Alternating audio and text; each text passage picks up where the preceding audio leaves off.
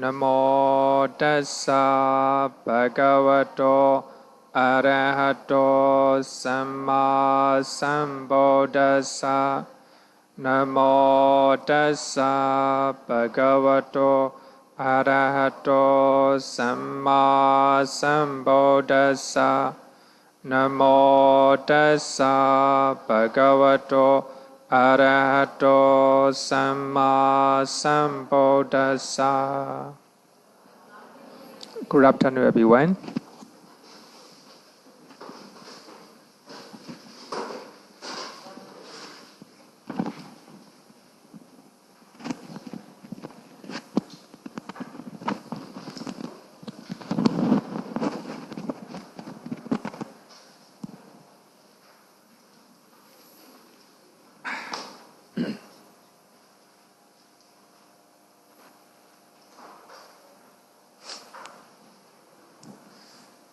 Last week we are explaining the 4 divine dwellings, right?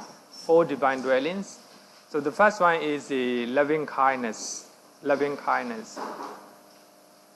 Loving kindness really means friendliness with the other people, or desire to help other people, right? So there's no discrimination whether poor or rich, whether ugly or beautiful, like this, right? So that is the loving kindness. In Theravada, we very often use loving kindness. In Mahayana, compassion, right? Actually, according to Theravada, compassion only to those who are suffering. So if you see somebody is suffering, somebody is in danger, so you have compassion in your mind, then you're trying to help them, right? Without any sorrow or unhappiness in your mind.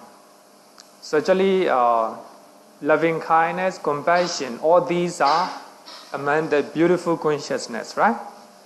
So actually, the name of the Muditā is the beautiful consciousness. But when you are unhappy, it's not beautiful at all, right? It became ugly when you are unhappy or when you have a sorrow or sorry in your mind. So actually, the moment you see all sentient beings who are in danger, who are suffering, then tender feeling in your mind arises to desire to help them, right? But by that time, there's no unhappiness in your mind, no sorrow in your mind, right? But you control your mind with the equanimity, right? Equanimity. So that one is a altruistic joy, muditā. This one was very beautiful mental state. Here, muditā actually means joy, right? Not normal joy. Appreciated joy. So it is a rejoicing in the happiness of other beings, of fame or other beings. If somebody is successful, accomplished, and promoted, and prosperous, and beautiful, so trying to appreciate, right? You are happy for that, right? If people are successful, you are happy. If you see people who are rich, so you are happy, you appreciate, right? If people are promoted, you appreciate. A very beautiful mental state. Normally, it's not really easy to have such a beautiful mental state. So only if we have a mindfulness and equanimity. Sometimes, if our colleagues are promoted, right, we cannot appreciate, we cannot congratulate, because we don't have this one, right? Altruistic joy. So any type of happiness or success, if you see people who are successful, promoted, happy, and you also rejoice and appreciate their accomplishment, their success, right?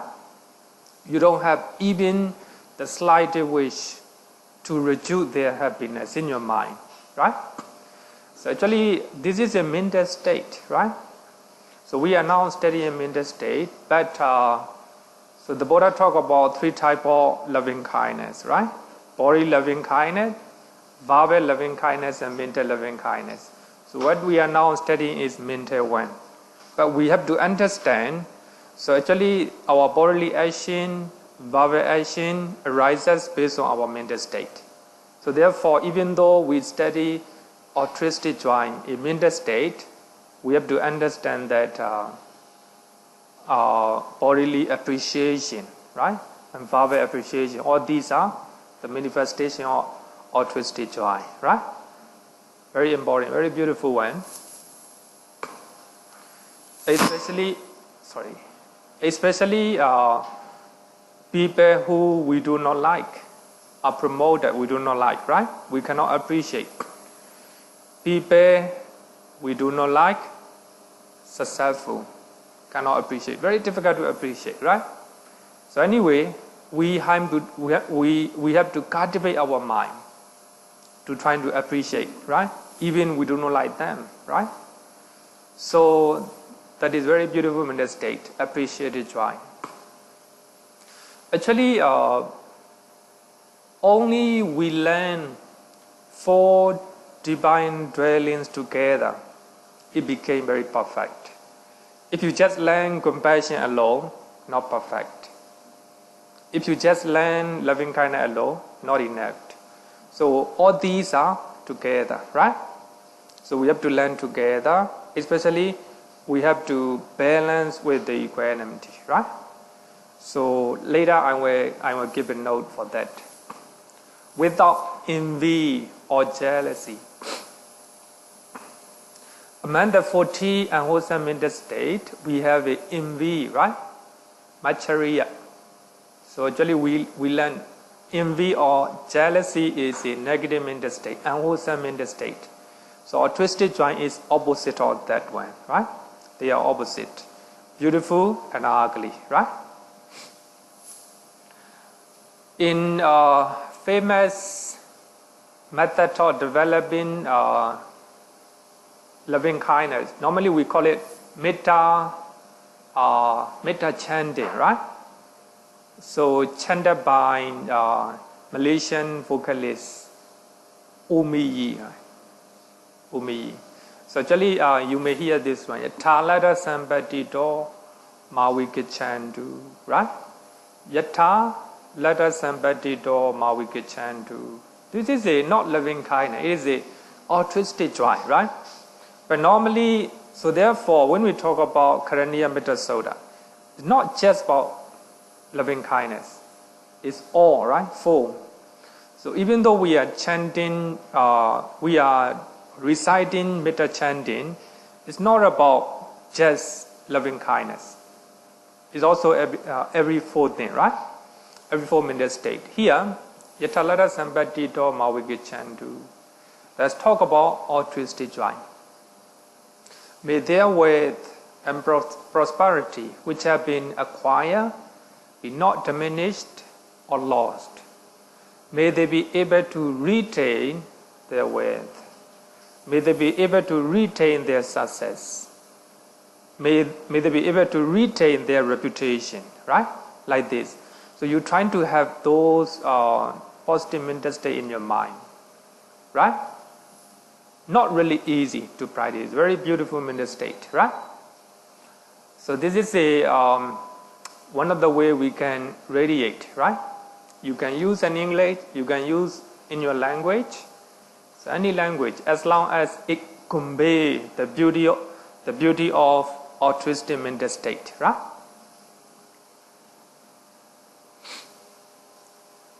The opposite of altruistic joy, the liberation of the mind by altruistic joy is the escape from discontent. As you know, the content, you satisfy with what you have, right? Here, altruistic joy is the opposite of discontent, right? Actually, the word arati in Pali means unhappiness. You are not happy, especially in the Pali canon. When a monk or a nun is not happy in holy life, if they want to distraught. So Pali Canon Sutta mentions the word arati. So they are not happy anymore as a monk or as a nun, right? So arati. Here, arati means unhappiness in others' success and fame and achievement.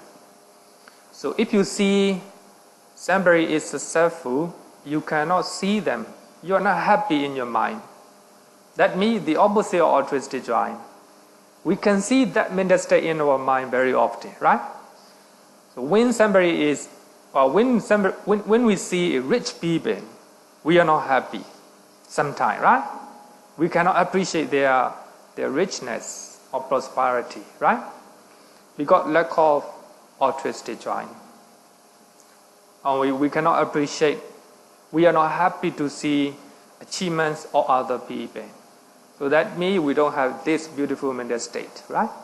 So we have to look at our mind. We have to be mindful to know the stages of our mind, right?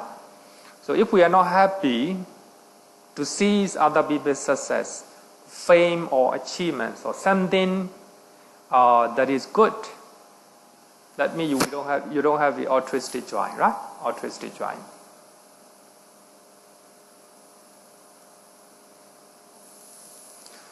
So muditā is generally translated as a sympathetic joy. You have a sympathy, right? You like joy and happiness. Also, you have sympathy that other people also will like it, right? Then altruistic joy, appreciative joy, and shared joy. You share. So when you see other people are successful, you share with them, right? You share with them. It succeeds when it makes jealousy and envy subside. So if you can remove jealousies and envy in your mind, so you are successful to cultivate altruistic joy, right? But you have to take care that sometimes it may arise biased gladness. Biased gladness. Actually, that is the nearest enemy of the altruistic joy. Far enemy, the distant enemy is a jealousy, right? It is quite clear that if jealousy arises in our mind, it's the enemy of altruistic joy. We have to know it at once, right? But sometimes, if somebody is successful, if somebody is rich, right? Suppose somebody won a 2.5 million lottery. Your friend, right? Suppose your friend won 2.5 million lotteries. Then you had it. And you're very joyful, right? Joyous in your mind. Thinking that he will give me some money. Expectation with the expectation, right? Your joy is not pure. Mixed with the expectation, right? We can call it biased gladness. It's not pure. It's not pure. You can rejoice. You can congratulate your friend, right? By having a lot of money, right? But if you have, you feel happy and you feel rejoiced, thinking that, oh, he will give me some money for my business, right? Then later, your friend ignore. Actually, even pay attention on how to say, turn blind eye, right? Turn blind eye to you. Then you feel upset. Anger in your mind. Anger may arise in your mind.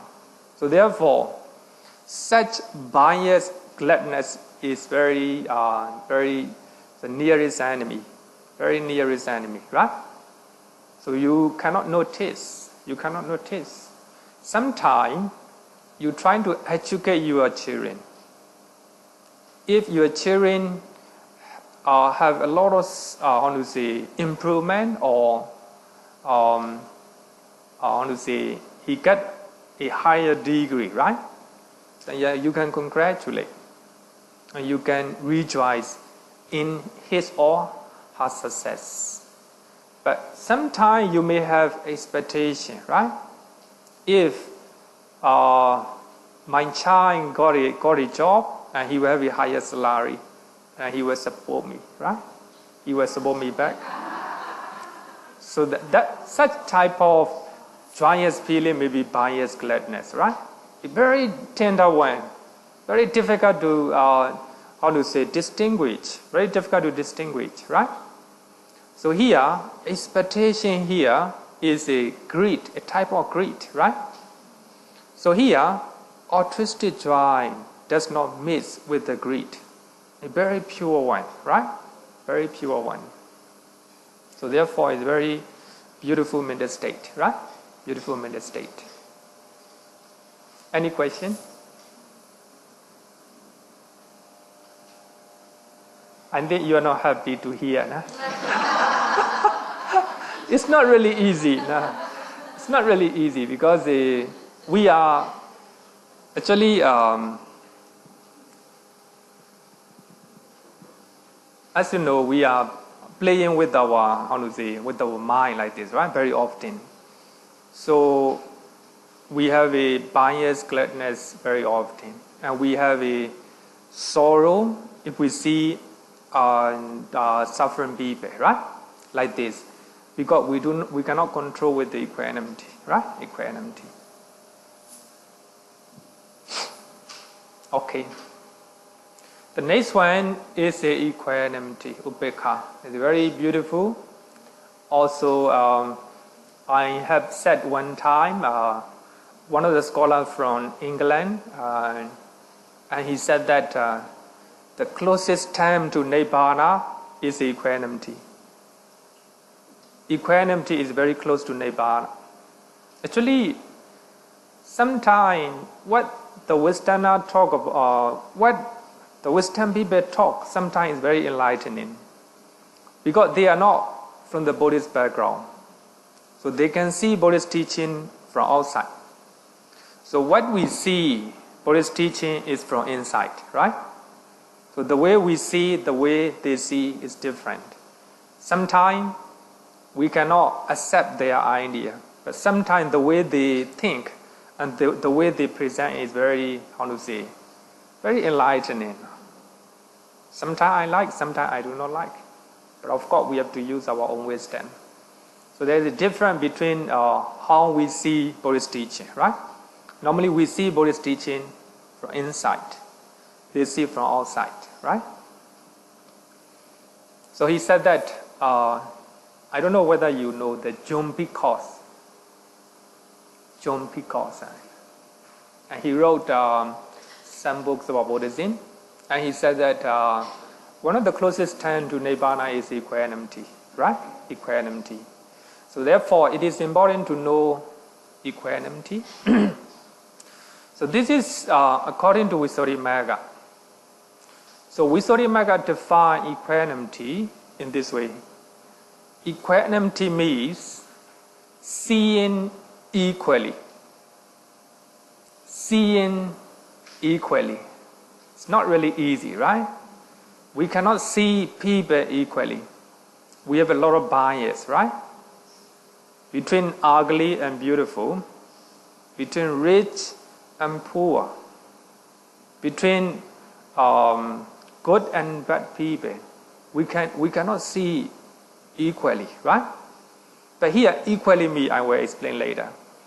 So seeing equally. Seeing the object by not falling into one side. In other words, we can say balancing the mind. As I said this one, right? So actually, equally and balancing the body or the mind at the middle. So if we cannot balance our mind, we might fall on one side, right? Either right or left. So that's very important. It's not really easy. It needs a lot of mindfulness. It needs a lot of wisdom, right? A lot of concentrations. So if your mind is deluded, if your mind is too excited, then you will fall down. It's not really easy. Normally, we like a lot of excitement, right? We see movies, through that we have excitement, right? We listen music, excitement. We eat a lot of food, excitement. Like this, right? So we lot a lot of excitements. So therefore, the Buddha said that what he understands is totally different from what the people think. And he gives very beautiful example. So his teaching is going against the current. Going against the current. It's not really easy, right? You need a lot of energy. You need a lot of effort, right? A lot of mindfulness and concentrations. What the people are doing is flow with the water current, right? Water current.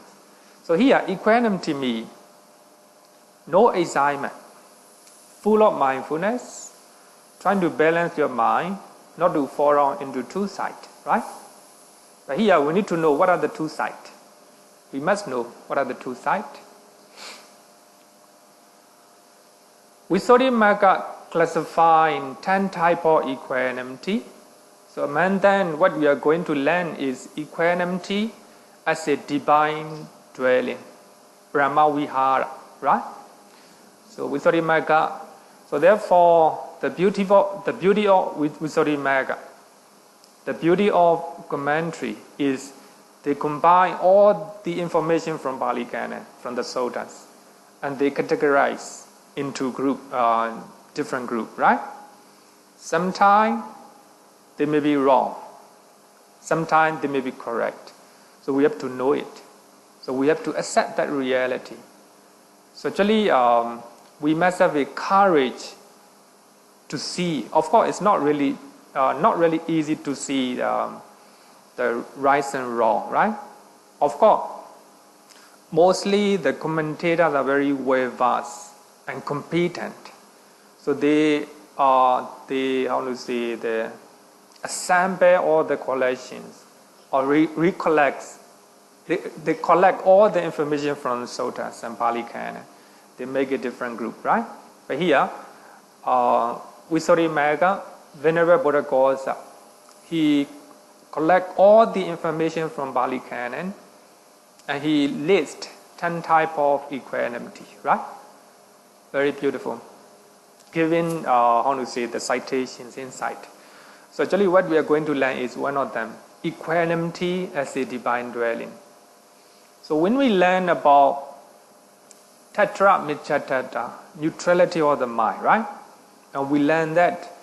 So we have good and bad things. Sometimes where we praise, sometimes we blame, right? Between these two, we're trying to balance our mind. Sometimes we have pleasure, sometimes pain, right? So between these two, not to fall down into one side, have to balance our mind. So when we have a pleasure, be mindful. When you are painful, be mindful, right? If you are not mindful, fall down. If you fall down to painful side, of course this is a anger, right? Hatred. But here, pleasure side, greed. So therefore it's not really easy. But if we cultivate, we can do so, right? But here is a equanimity as a divine dwelling. So as a divine dwelling, we have to practice the balance of the mind, not to fall into one side, between two types of passing. Here, passing, pokala is very important one. As a divine dwelling, we have to learn. Actually, if we say passing, it looks like just human being, right? Better use sentient beings, right? Sentient beings, pokala. It can be human beings, it can be animals, right? So any living beings. So two types of living beings. Some living beings are good, some are bad, right? Between good and bad, so you're trying to balance your mind. So as I said earlier, you are sharing food what you have, right? When you are young, right? When you're young, you have a piece of cake, right? A piece of cake in your hand. Sometimes, normally we are biased, right? We just share to someone we love, right? We give more. We give less to the people who we do not like. Bias, right? But equanimity is you have responsibility to share a piece of cake equally, right? Equally. So without seeing those who are lovely, those who are not lovely. So you have to see them equally, right? Then you have to share equally. So I'll give you another example. You are as a boss, right? As a boss. Sometimes bias, right?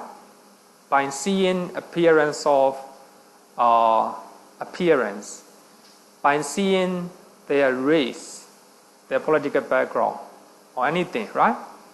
We are biased. So you instead of giving the privilege equally, you bias. You give more chances to the one you like, right? That means you don't have equanimity. As a boss, you have to be balanced in your mind. Stay at the middle, right? Whether they're good or bad, whether they have a different political background or different race. So without looking at those differences, so you see them as a living being equally. You share all the privilege or chances, right? But of course, there may be the chances. May be some people may be better. Some people may not be able to do good things, good job, right? That is their karma. So what you have to do is you are responsible to treat them equally. As a parents, right? Some parents are very biased, right? Biased to a boy or something like this, right? That means you don't have equanimity. So you have to treat them equally. So you have to give equal chances, right? Equal chances. So here, equal chances mean some children are very bright, right? Very intelligent. So that doesn't mean that you have to treat them the one very intelligent, one is not. So actually here, you have to know the ownership for their karma. The ownership of their karma means one is very intelligent. You have to know his karma. One is not. But here, treating equally means, of course, you have to know, you have to use your wisdom, acknowledge their karma. Sometimes, even though you give the same chances, the intelligent child, right? The intelligent child will honestly can perform better, right? Can perform better. So you have to rejoice. But the other one may not be able to do that and fail. You have to feel compassion, right? Different. Even though you left those two children, the one who is doing better have to appreciate, right? Altruistic joy. The one who failed, compassion. But you don't have to feel sorry for the one who failed. You don't have to feel elated or feel biased gladness for you are the one who is successful. So you have to balance your mind with the equanimity, right? Equanimity. Okay.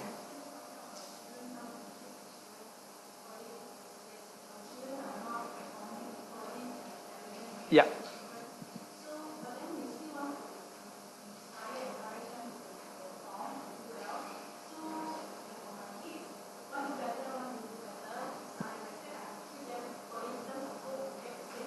Yeah.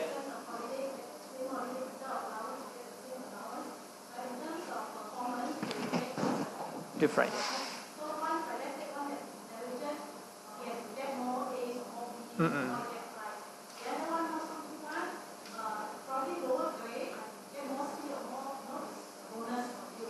Mm. But then when my son saw it, they said, how come it's different like that? No? My son said, how come different treatment? No? But to me, it's fair. Yeah. So how, for the child, is that not equal, not fair? Actually, here, treating equally doesn't mean that if you give intelligent people 100, you have to give 100. It doesn't mean like this.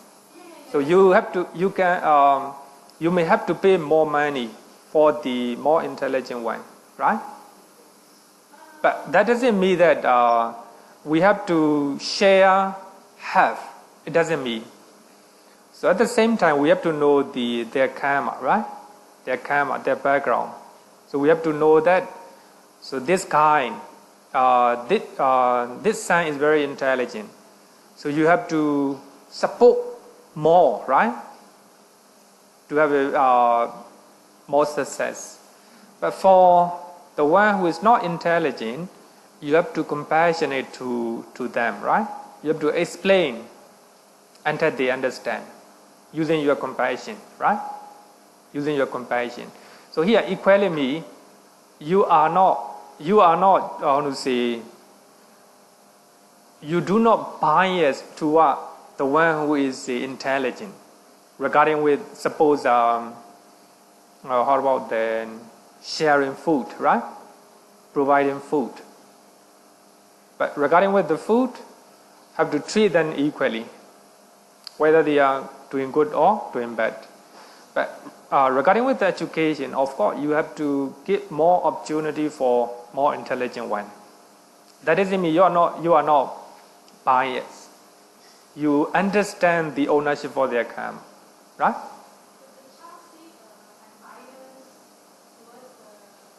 It's his karma. It's his karma, right? We also acknowledge that one as well. So even though your children see your bias, you have to accept it. This is his point of view, right? But what you have to do is you have to try to explain, right? The reason why you do that. But of course, sometimes they may see differently. Mm. Yeah. Yeah. Of course, yes. No need to sorry. If you feel sorry, that means your compassion is not pure. Yeah, of course. Have to accept and acknowledge as a karma, right? People have a different background, different intelligence, right? So we have to understand and acknowledge the karma as well. And between the good and the bad, as I said that, suppose in the class, right? Last week we distributed the book, right? So without discriminating, so we have to treat them equally. You have to make sure that everyone get the book. Then suppose I told the teacher Lily, do not give people who come once in a while,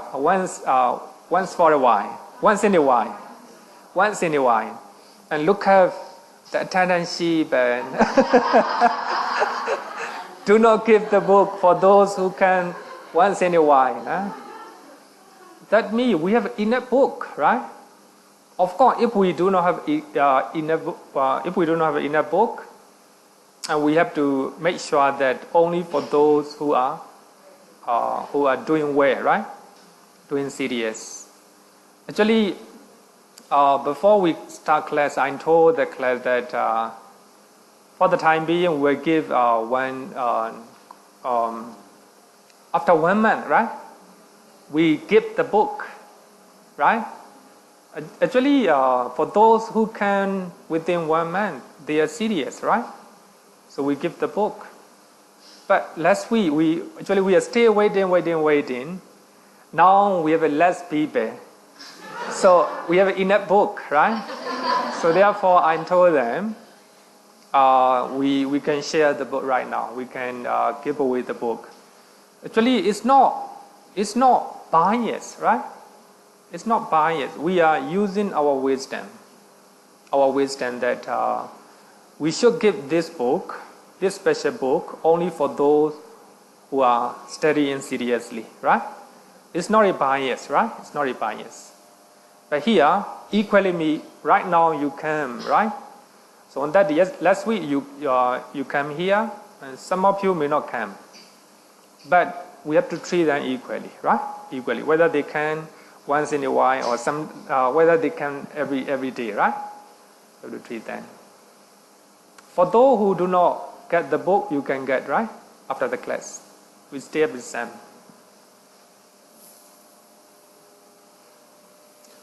Between the pleasant and unpleasant people, right? So you don't have to choose. Even among your children, some are pleasant, some are unpleasant, right? No discrimination. You have to treat them equally, right? Treat them equally. Superior or inferior, the left or the unleft, the ugly or the beautiful. The beautiful. So you have to treat them equally. Otherwise, you cannot balance your mind, right? It's not really easy because our natural tendency is bias, right? When we see a person, bias. When we hear a sound, bias really coming. We are not mindful. Therefore, we cannot control our mind. So automatically, almost automatically, it became bias, right? So therefore, equanimity is very powerful tool to control our mind. Without veering to either two sides, a good person or a bad person, or likes or dislikes. Sometimes we like some people, sometimes we don't like some people, right? So without veering to one side, so we're trying to balance our mind and try our best to wish them and to bring forth happiness and welfare of them. That is the equanimity, right? Equanimity. So actually, the main text of equanimity is trying to balance our mind, right? Not to fall into one side, good and bad, right?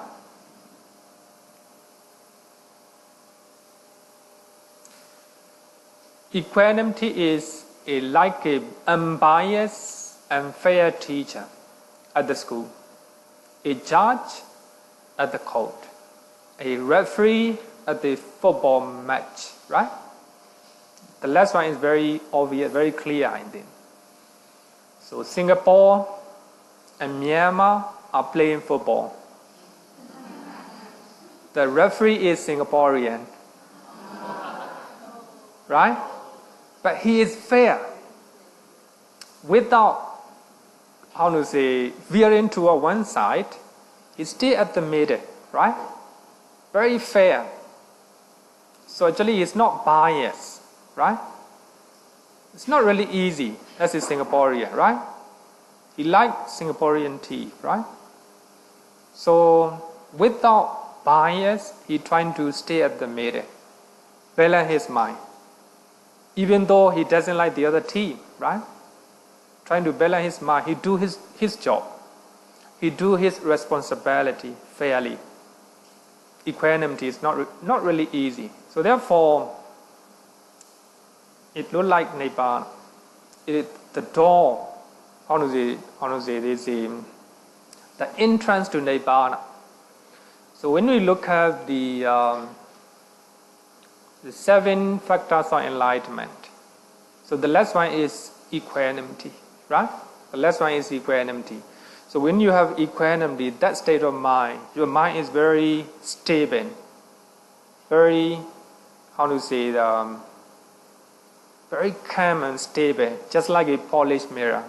So you can see your body clearly, right?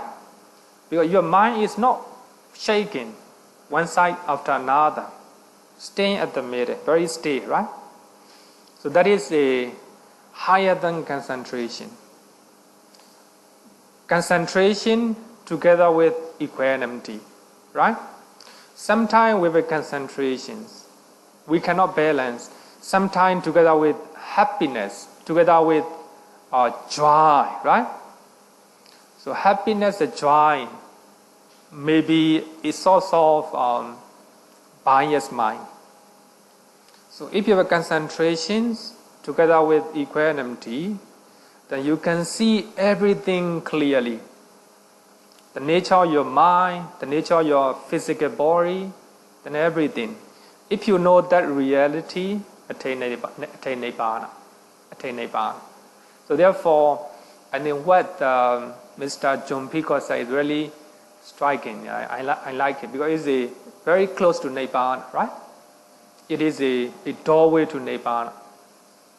So we have to cultivate to have equanimity in our life, right? In our life. Especially this class intended for Abhidhamma in daily life, right? So I think that, as I said that, so 52 mental states are the best to apply in our daily life, right?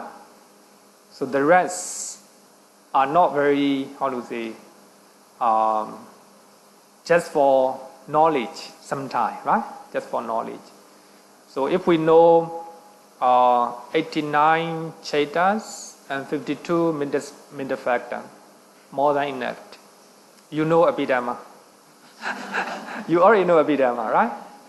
If you just expert that cheta and cetasika, more than enough, right? The rest for the knowledge sake, right? For the knowledge only. Its proximate cause is seeing the ownership for karma of each individuals. Beings are owners of their karma. Sabbe satta karma saka, right? Sabbe satta karma saka. Beings are owners of their karma. Now Singapore poverty and Myanmar poverty, they are playing, right? But Myanmar poverty is doing better. The referee, Singapore referee, and he knows that the owner of their karma, right? He acknowledged, what the Myanmar poor players are doing, right? So he acknowledged that, and he knows the beings are owner of their karma. Suppose Myanmar poverty win, no moving, no sadness here. He accepts the karma, right? Accept the karma. So that is beings are owner of their karma. So we can take two children, one intelligent, one is very not intelligent, right? Between these two, so you acknowledge the owner of their karma. Because their past karma, one is intelligent, right? Knowing that, so you treat them equally. One ugly, one beautiful. So you treat them equally, right? You treat them equally without bias. So you know, acknowledge that this is their karma, right? This is their karma. So that is a equanimity. This is a proximate cause. So if we know the ownership for their karma of each individual, it's easier to practice equanimity, right? Equanimity. So therefore, as I said that if we are blamed, right? If we are blamed, so we are angry, right? We are angry. We cannot control our mind.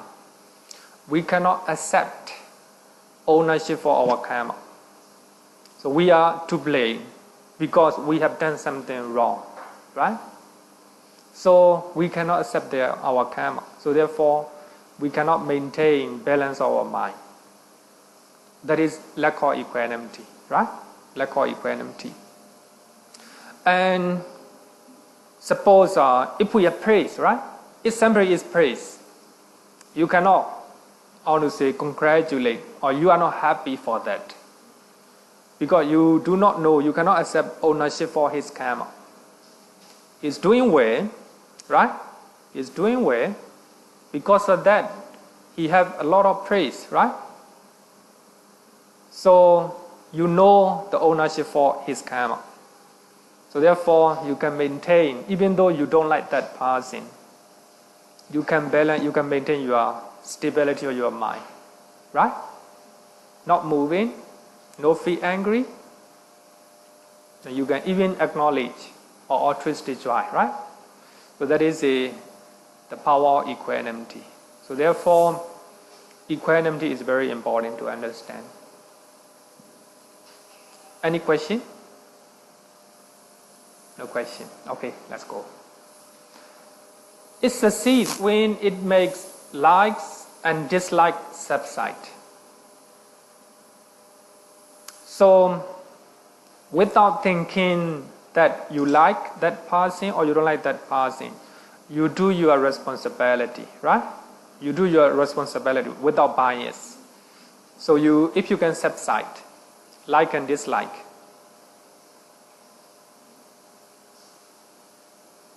Normally, we do not like bad things, right? We do not like bad things. We normally like good things. So if we cannot reduce like and dislikes, that means we cannot maintain our mind.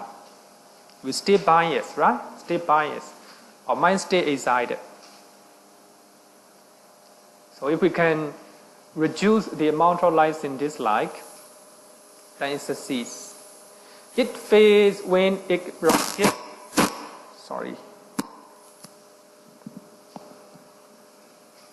So it fades when it gives rise to the indifference in the sense of unconcern for other beings. That's very important one. Very important one. Suppose many people are suffering in front of your eye, right? You are indifferent. You feel nothing. Your mind is not shaking. That is not real upekkhā. Indifference in the sense of unconcern for other beings, right? Other beings. That's very important. So,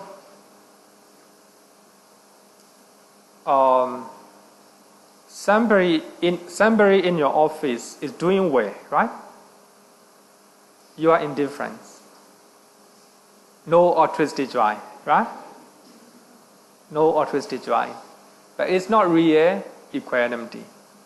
Equanimity is very stable, right? Very stable, but not indifferent feeling. Not indifferent one. Right? So sometimes we have a lot of indifferent mental state, right?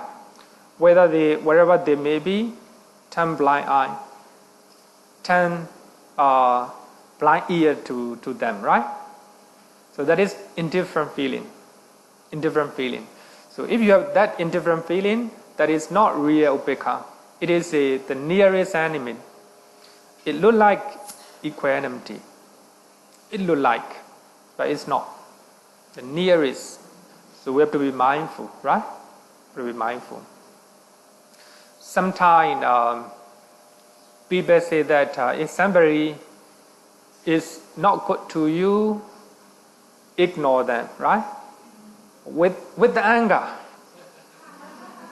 Ignore them with the anger. It is indifference in the sense of unconcern, right?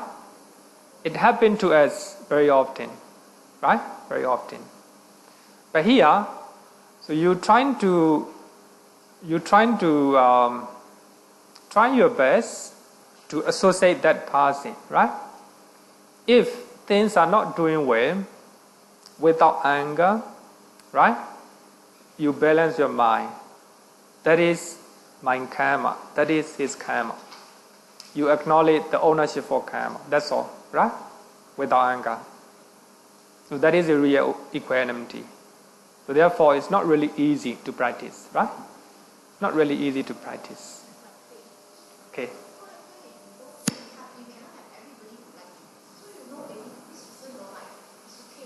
Yeah, of course.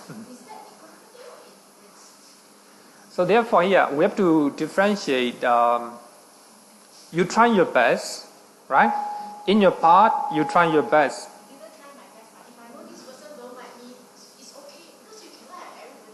Of course, yes.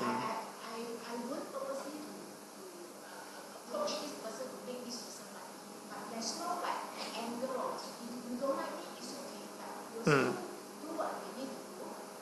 So we need How about there may be a time that you have to associate? again, we'll still associate. Ah. It's just that I will take the extra steps to approach this person, to make this person right.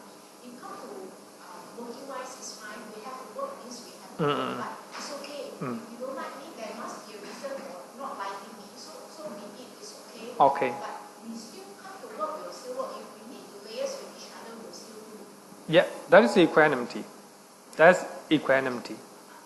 I'm a little bit confused with the indifference. I still cannot see the Indifferent feeling me whether suppose that person is in trouble, she need your help, right? If you indifferent to that person, you don't have compassion, right? That's not real equanimity. But normal time is okay. But if he has a problem, a lot of problem, right? She need to solve. You need to solve on behalf of her. But you indifferent, right? Turn blind eye. Turn blind ear, right? That is the indifference. That is indifference. The other time, okay. Suppose that person you do not like promoted. And he became your boss, right? Your boss. What happened? What happened? So you have to, how to say, congratulate. No jealousy, no anger. Sometimes, of course, sometimes we have an indifferent feeling, whether he is my boss or I don't care, right? I don't care. It's indifferent, right? Indifferent. And yeah, these are very beautiful mental state. A very subtle one, right? Subtle one.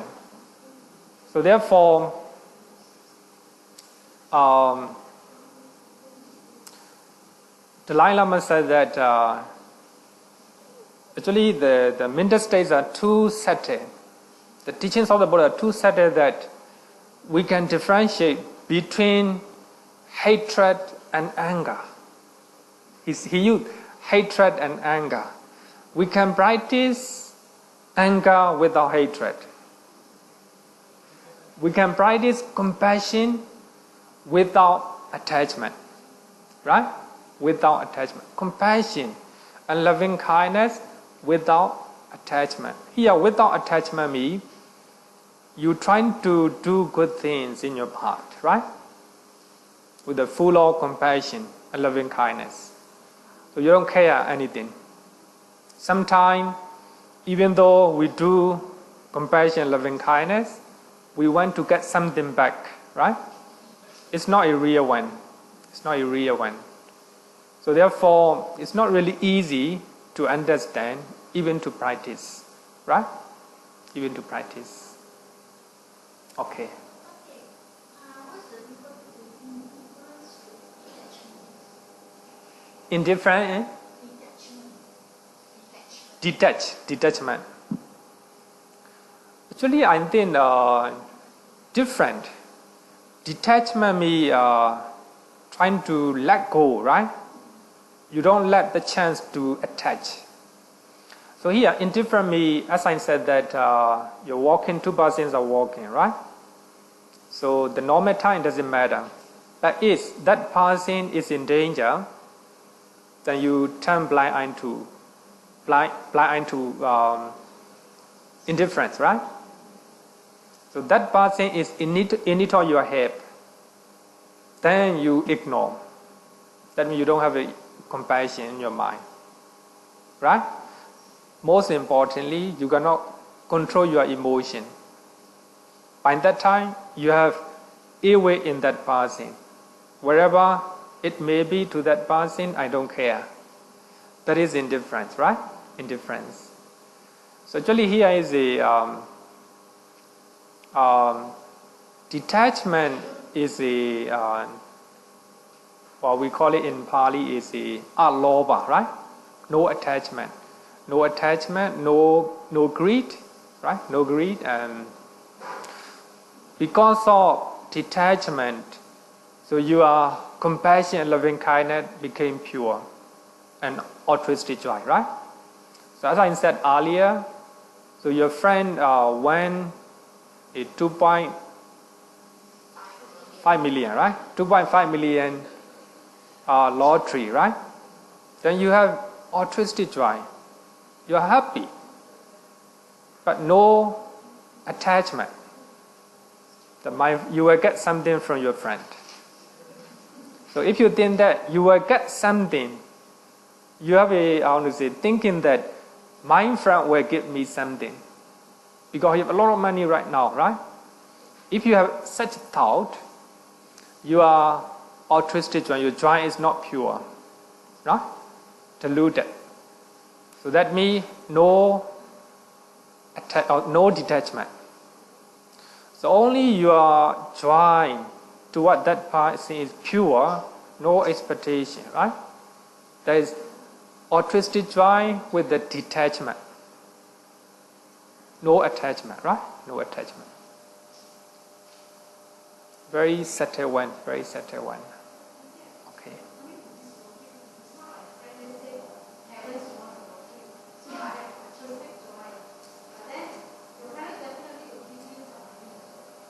Good, yeah.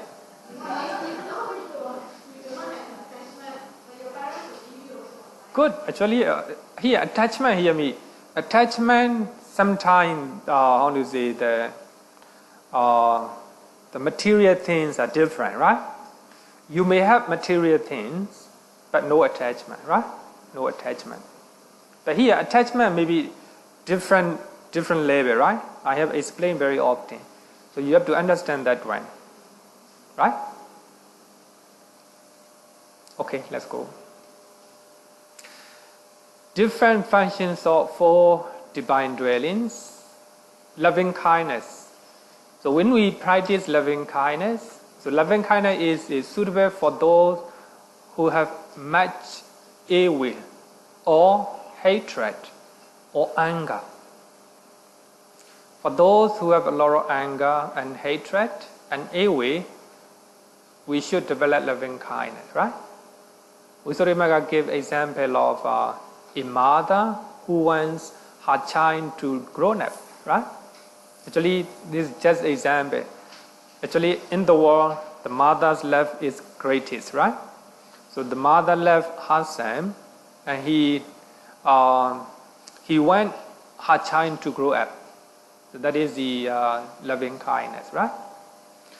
For those who have cruelty or the thought of harming in our mind, should practice compassion. It is like a mother who wants her sick child to get well. Sometimes your child feeling sick, right? And ill. Then you wish and you try your child to get well as soon as possible, right? That is compassion. That's compassion. Altruistic joy is suitable for those who have much dislike toward success of other people, right? An accomplishment of other people. If you have a lot of jealousy, trying to practice altruistic joy, right? So here, practice me, we use it cultivation or development. Here, development or cultivation is nothing but meditation. So we have to cultivate those good habits, right? So then only it became our habit. It is like a mother who wants her dead child to be prosperous. The mother wants their son to be prosperous and to be rich, to be successful, right? So in her mind, she doesn't have any jealousy, right? If her son became prosperous, became millionaire, no jealousy in her mind, right? No jealousy in her mind. So just like that, we have to treat all sentient beings like that. The last one is equanimity. Suitable for those who have lust or attachment, right? Attachment. Just like a mother who does not bother about her son who is successful in his business. Her son is doing well in the business. So she no need to care anything, right? It's not indifferent feeling. Of course, she left her son, but her son is doing well in the business. No need her help, right? So therefore, it's equanimity. So some parents are too, they interfere, right? Interfere a lot. So therefore, a lot of problem. They don't have equanimity. Suppose if another example is like this. So when the children is very young, right? The mother have full of love and compassion, full of love, right? He trying to raise and educate. So when the son is seriously sick, she have full of compassion, right? So she want her child released from that suffering. Then when her child is doing well in the school, a lot of high grade, right? Higher level, and finish high school and university. So she feel altruistic joy in the success of her son. Later, her son get married.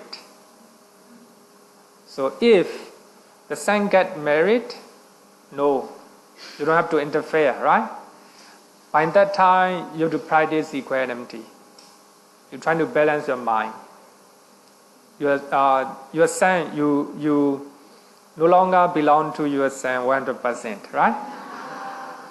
The owner of, how to say that, the daughter-in-law, right? Became owner of daughter-in-law. So by that time, if you cannot control your mind, if you cannot balance your mind, a lot of trouble, a lot of problem will arise, right? A lot of problem will arise. So therefore, so mother-in-law and daughter-in-law, not easily, right? Not really easy to go well, right? To get well, to get along with,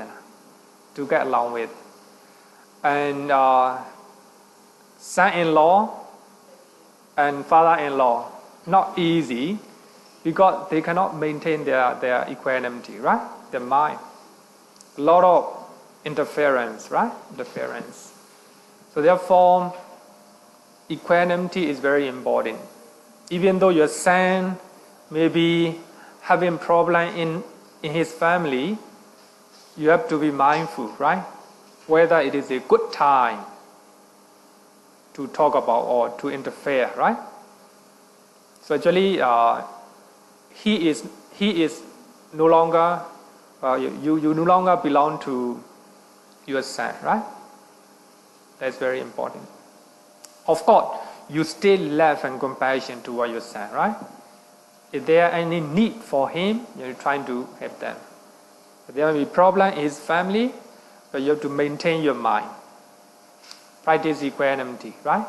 Whether you should go in or you should just look at, right? Just look at.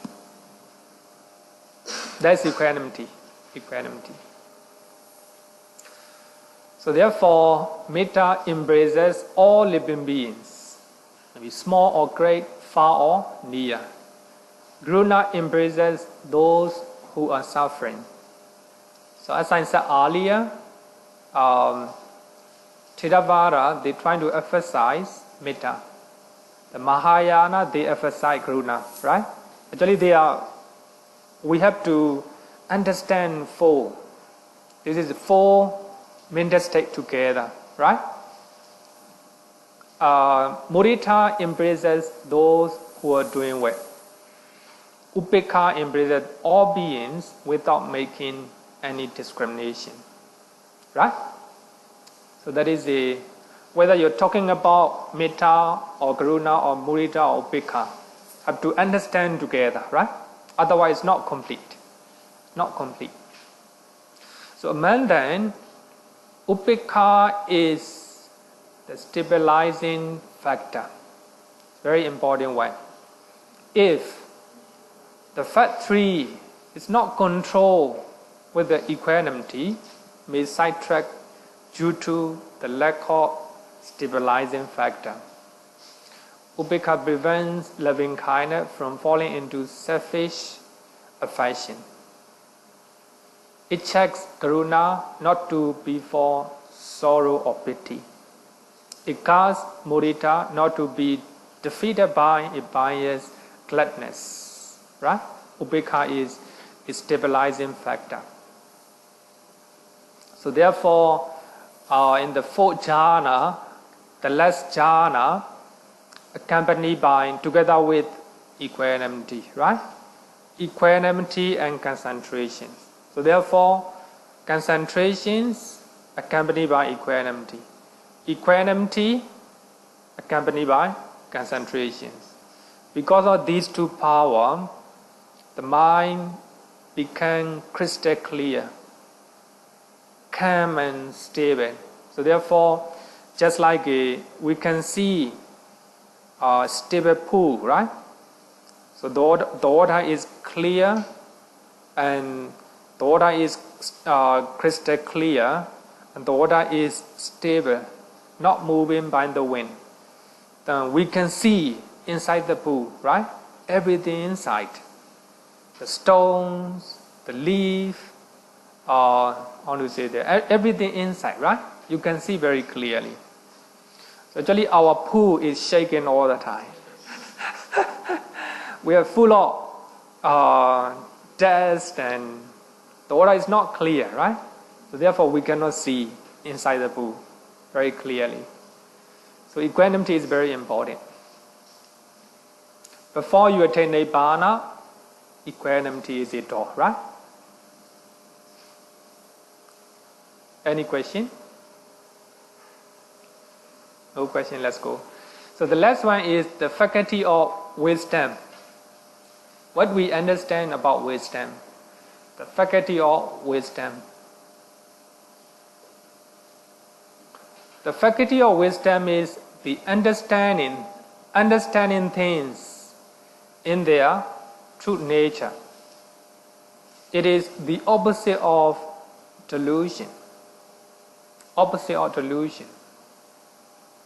So here, if we talk about wisdom, we have to understand that we are learning teachings of the Buddha, right?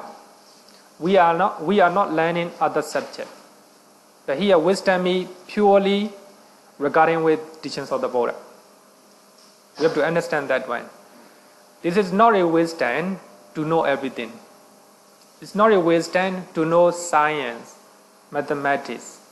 It's not a wisdom to know everything. It is the opposite of delusion. Wisdom here means understanding things in their true nature. So here, the theme is mental and physical phenomena. Nama, rupa.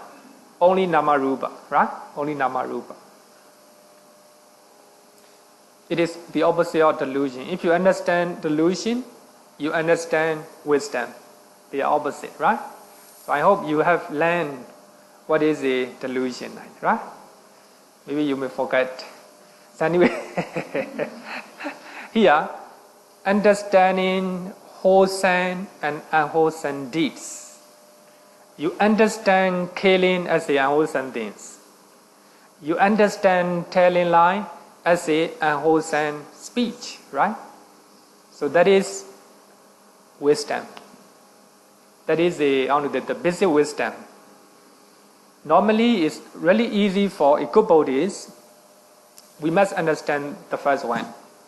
Understanding wholesome deed, unwholesome deed, right?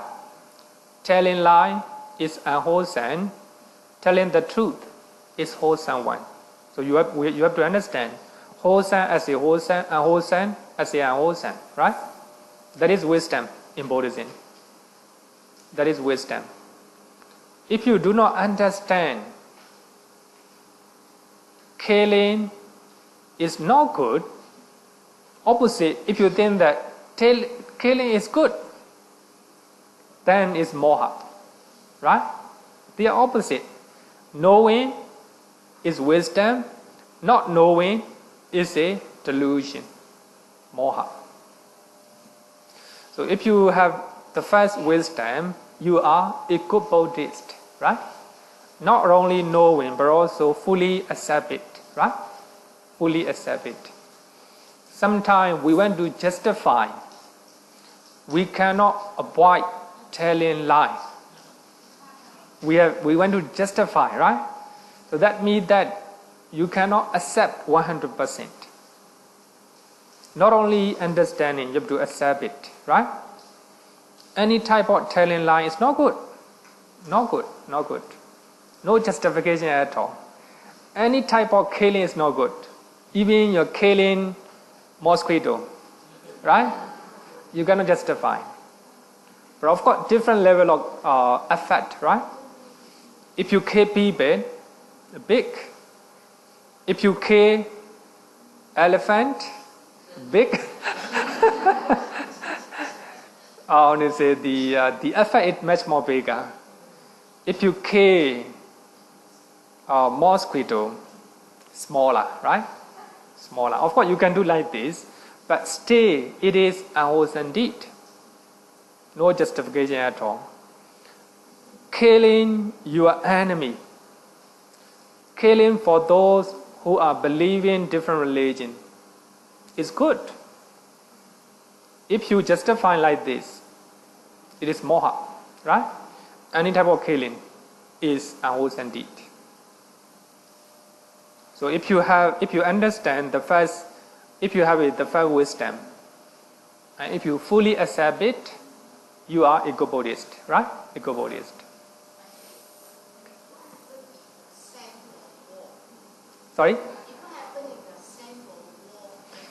Any type of killing. Any type of killing. Even the soldier, sorry to say that, right? Whether they want to follow Buddhism or not, it is up to them. Even though any type of killing is not good, in Buddhist country, we encourage the soldier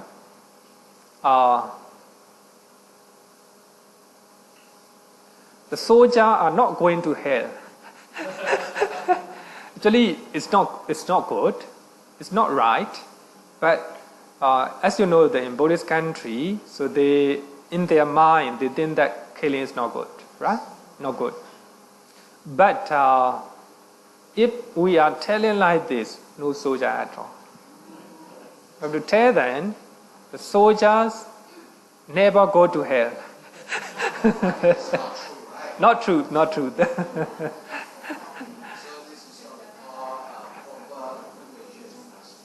Propaganda, huh? Yeah, propaganda, right? Actually, as I said that no justification. Killing is killing, right? Killing is killing. But Buddhism trying to justify based on volition or motivation, right? No motivation, sometimes we kill insect or something, and without motivation, it's not a killing, right? Sorry? No justification. The arahant. No. Actually, in Dhammapara commentary, the Buddha was on his arms round. The children are trying to kill snake. The Buddha told them, everyone doesn't want to die. Keeping that sympathy, empathy in our mind, we should avoid killing. So you see some animals who attack another human being who doesn't sorry, I cannot kill. Yes. That's a very. I mean, as I said, that different level of defilements, right? Different level of anger or fear in our mind. I will give you another example. One monk was beaten by a snake in the forest. So the other monk report to the Buddha, and the Buddha taught to the monks, all the monks, I think that you do not develop loving kindness toward those enemies. So the Buddha encouraged them to develop loving compassion, or to radiate, or to chant, or to develop loving compassion. Right? So what I want to say is no justification. Even the snake, right? Trying to kill or trying to bite you. But if you have a 100% loving compassion, you will, even you are dying, no killing, right? No killing. It's not really easy, of course. It's up to us. It's up to us. We have to choose it, right? We have to choose it. Okay. Okay. Okay. Sorry? Okay.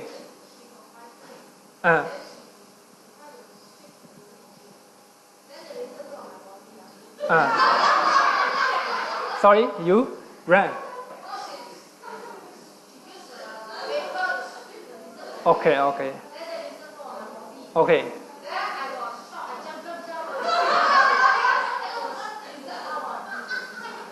You step or drop and step on it and die, right?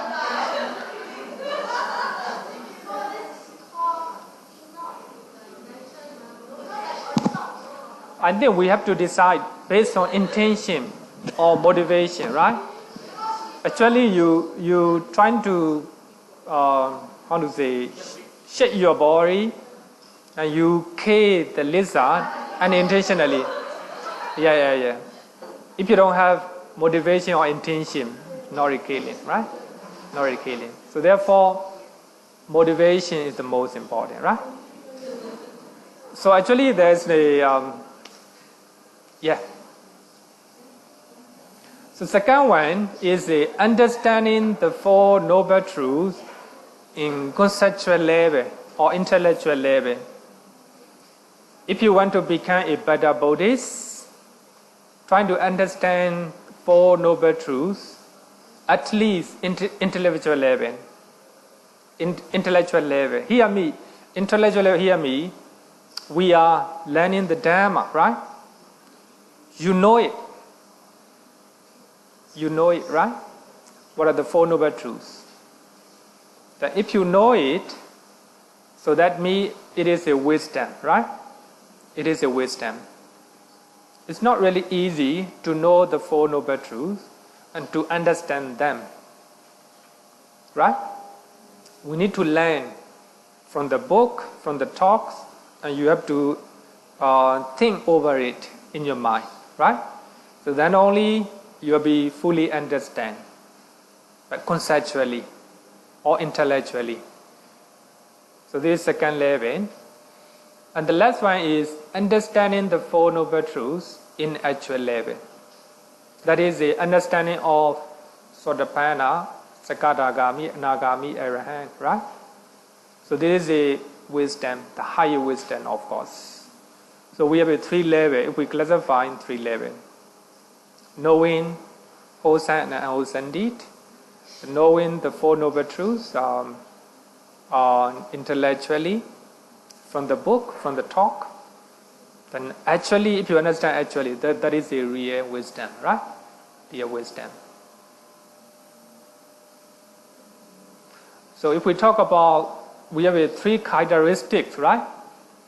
We can also, in different way, three characteristics of the world. Impermanence, right? So you understand intellectually by reading the book, by listening to the talk, you understand impermanent nature. You examine the impermanent nature of your mind and body, right? Then, because of impermanent nature, it is suffering. Actually, it's not suffering. It's not just mental and physical one. It is because things are not permanent. Therefore, it's a suffering. If things are suffering, no self, no solid entity that do not change, right? Things that you cannot control, right? you're trying to understand, then you're trying to intellectually you try to understand. But if you become Sotapanna, actually you understand, right? That is a higher wisdom, of course. As a right view, Samadhi in the Noble Eightfold Path, wisdom is the beginning of the Noble Eightfold Path, right? The Noble Eightfold Path starts with the right view. Without right view, you cannot have the rest. So therefore, the right view is very important. As a right knowledge, Samajnana, it is also the aim of the Noble Eightfold Path, or the end of the Noble Eightfold Path. So we are practicing the Noble Eightfold Path. The reason is to attain right knowledge, Samajnana. Samajnana means nothing means the path, four paths and four fruition, right? Magga and Phala. Magga and Phala. So therefore, the wisdom is very important. The Noble Eightfold Path start with the right view, start with the wisdom. Then the right, because of practicing the Noble Eightfold Path, then you will have a right knowledge. The right knowledge also wisdom, right? Wisdom. So therefore, wisdom is very important. So therefore, out of 52 mental factors, it is stated the last, because it's the most important one, right? So here, the faculty of wisdom. The faculty means the mastery over something. So if you have wisdom, then you master over delusion. You can control delusion. So therefore, it is used as the faculty, much more powerful. It's not normal wisdom. It's ability or the power to control delusion in the mind. If you have wisdom, there's no place for delusion. So therefore, it has special power or faculty, right? It's called the faculty of wisdom. Any question regarding with the wisdom?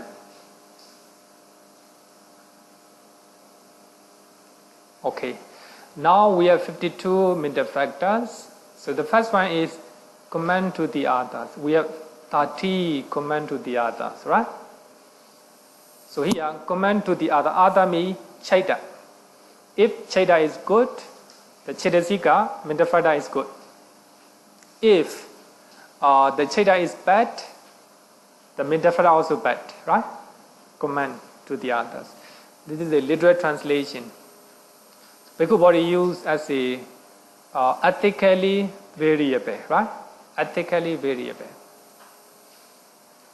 It can be divided into 2, 7 universes, and 7 occasions.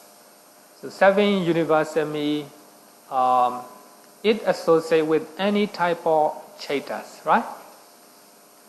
If you have a mental state in your mind, these 7 states come together.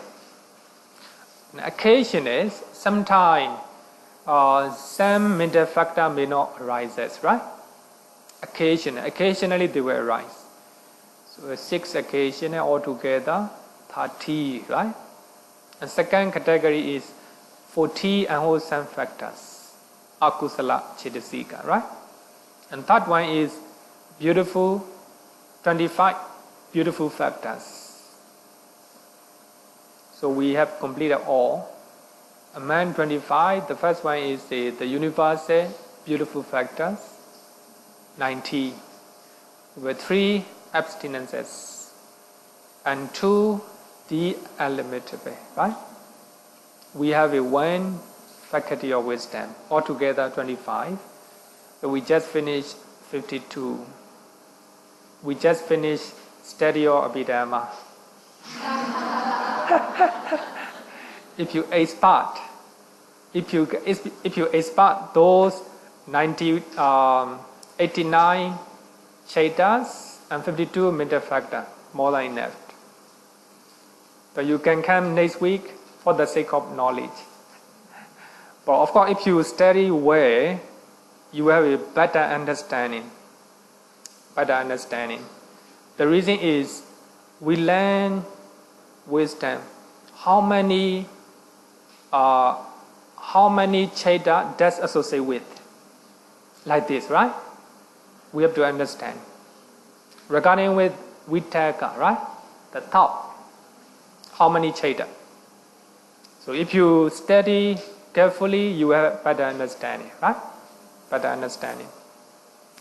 Before we learn about associations, I think I want to go back to chaita a little bit, right?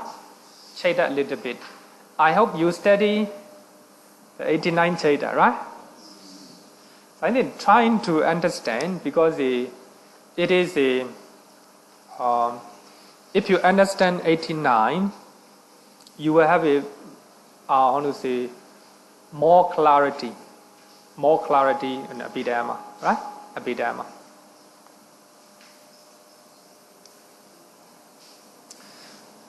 Page number 28.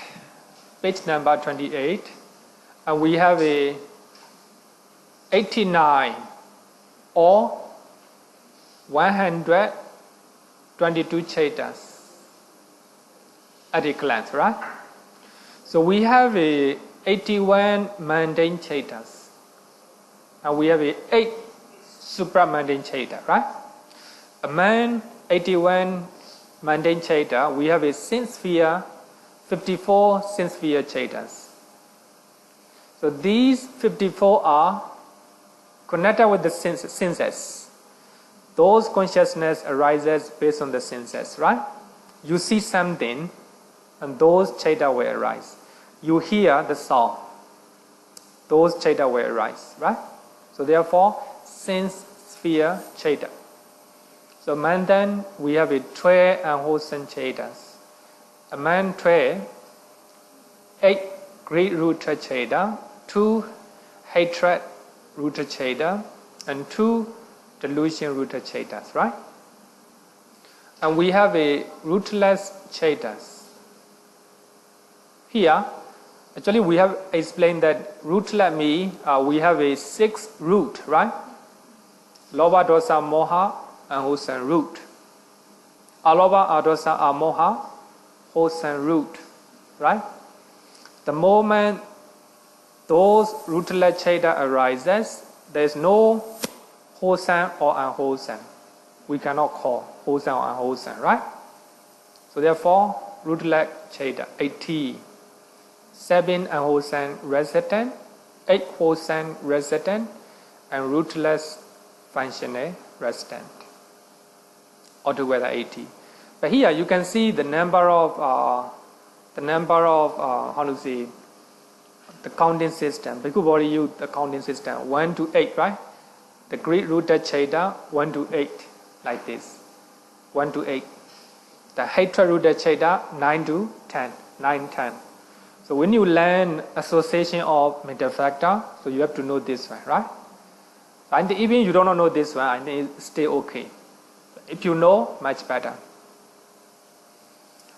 Rootless chaita, 80 root chaita, 7 unwholesome resident from 30 to 90, right? 30 to 90. So Bhikkhu Bodhi will explain with the numbers, right? If you know the number, you should know what consciousness he's referring to, right? 8 wholesome resident, 20 to 27. Then rootless functional, 28 to 30. So if we combine unwholesome chaita and rootless chaita, altogether 30, right? 30.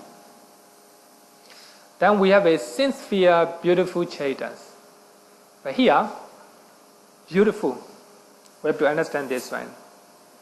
So sin-sphere beautiful chaita. If those wholesome resident functional consciousness arises in our mind, they are beautiful. They beautify our mind, right? Sin-sphere beautiful chaita, 24. 8 wholesome, 8 resident, 8 functional, right? 8 functional. So up to here, altogether 54. So those are sense sphere. 54 sense sphere consciousness. As I said that those consciousness arises based on the senses, right? Senses. The rest, 5 material sphere, immaterial and supramundane, those are not sense sphere. They arises in the mind. Magga and Phalaccheda arises in the mind. Actually, the Nibbana is the object of Magga and Phala. So therefore, Nibbana is not a realm. Very important to understand, right? Nibbana is not a place. If you have Magga Cheda and Phala Cheda, you can experience Nibbana with your mind. With your mind. Right now, you imagine your holiday trip. Let's say a holiday trip. And you can experience, right? You can recall a happy memory in your life. Just like that. Just give an example, or different. Just give an example. So if you have a Magga Cheda and Phala Cheda, then you can experience Nibbana, right? Not a place. Not a place to visit, right? So therefore, by looking at this one, you can understand this one, right? So the Magga and Phala, that experience Nibbana, that appear or arises in the mind. In the mind, not outside, right? Not outside. So therefore, among the 6 quality or the Dhamma, Pachatan, Veditabo, Venyuhi, we can experience the Dhamma by ourselves, right? Individually. I cannot experience your Nibbana with my mind. You cannot experience my Nibbana with your mind. We ourselves have to develop to have Magga and Phala Cheda. So through Magga and Phala Cheda, we can experience Nibbana, right? So here, 55 material sphere Chedas and 12 immaterial sphere Chedas and 8 or 40 supramundane Chedas. Actually, they are not sense sphere. So that doesn't mean that means that we cannot experience with the 5 senses. We cannot see jhana with our eye. We cannot see Nibbana with our eye. We cannot smell, we cannot eat Nibbana. You can quote this one, right? Given the reference this one, you understand that it's experience in the mind, right?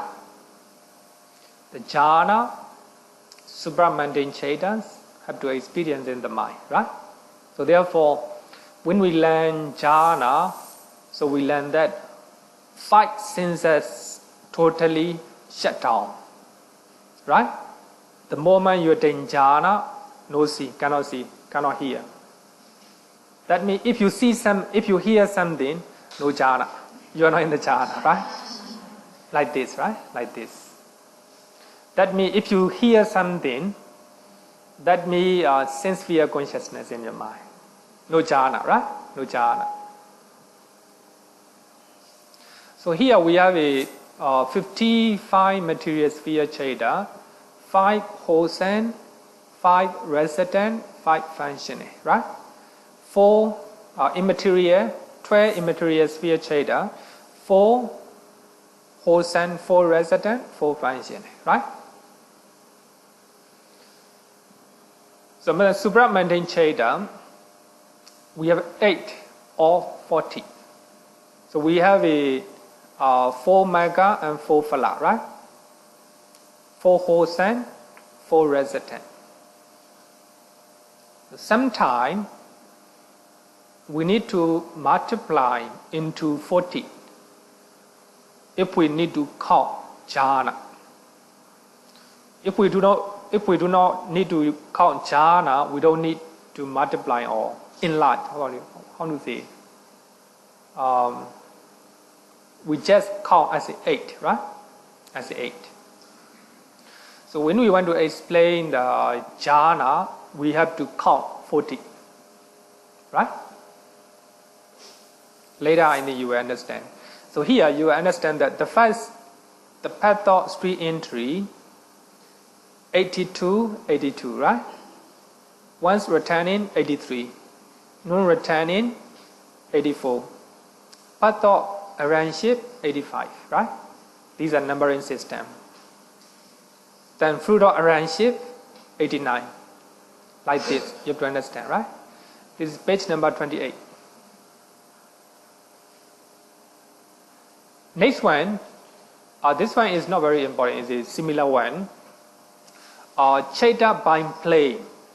So we have a sincere plane, right? 54. And we have a sublime plane, 27. 27 is 55 material and 12 immaterial sphere, right? Then we have 8 supramundane. So altogether, 89. So the rest are the other subdivision, right? Subdivision.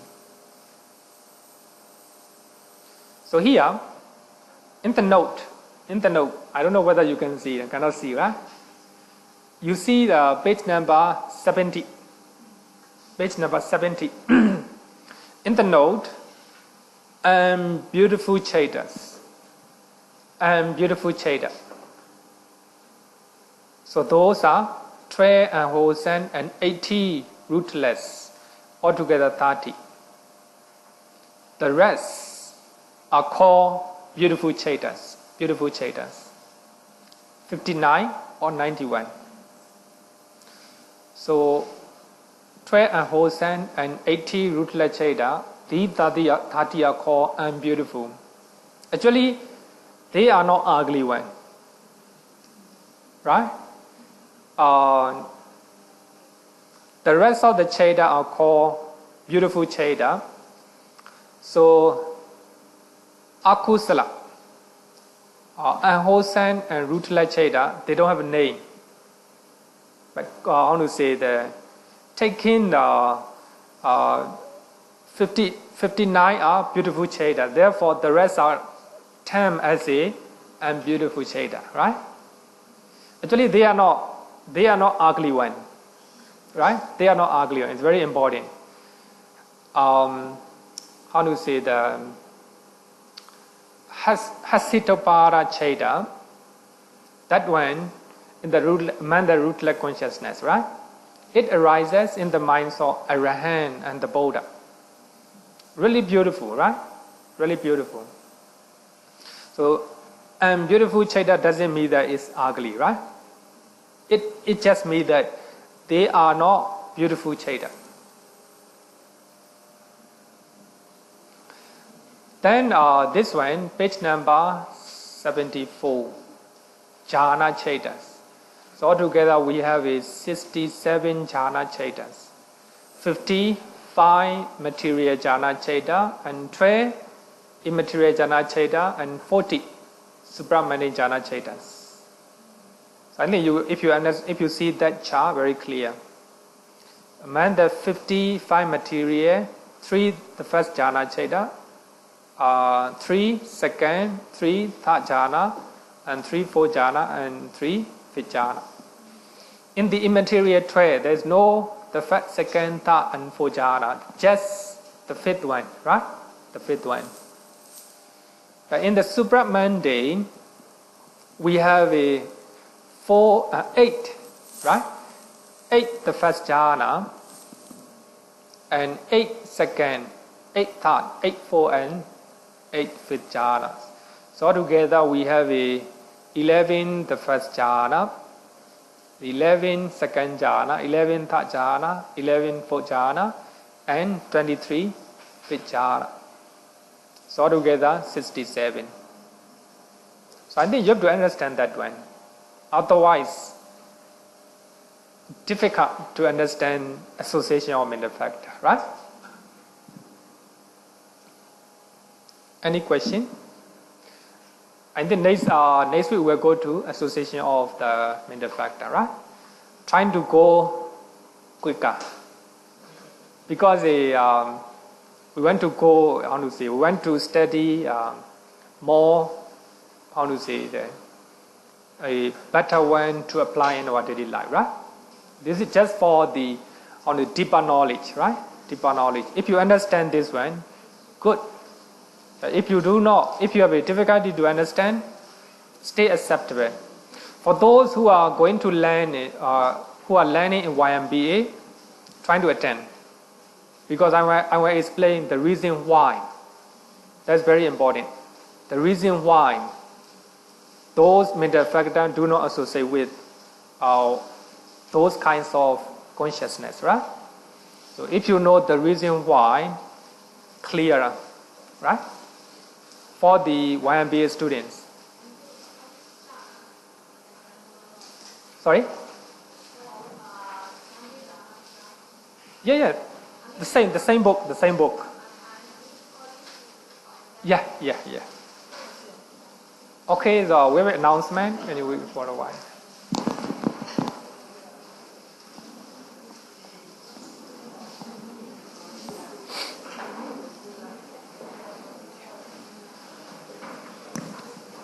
Okay, announcement. Just two announcements. One is this coming Monday, 2nd October, 7:30, there will be a talk by Bhante Ratanasara.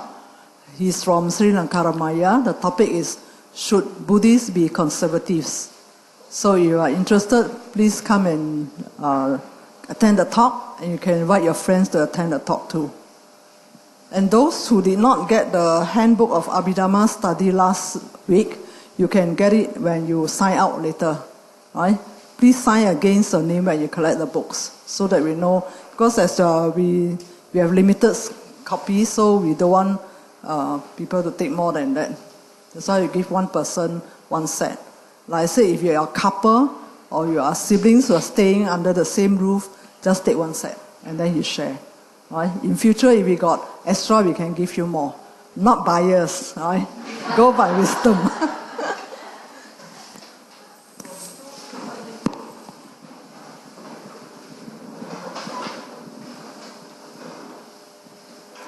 Yo vada tampavaro manu Jesu Sakyamuni Bhagava Kattagicho Paragato Bala Viriya Samangi Tam Sugatam Saranatamu Ragavi Ragamane Jama Sokam Dhammama Sankatama Patikulang Madurami Mampagunam Suvibatang Dhammami Mam Saranatamu Pemi Yata Chadinama Palamahu Chatusu Suci Supurisa Yogesu Atacha Pogala Dhammadasate Sanggami Mam Saranata Mupemi. Sadhu, sadhu, sadhu. Thank you, Bhante. Okay.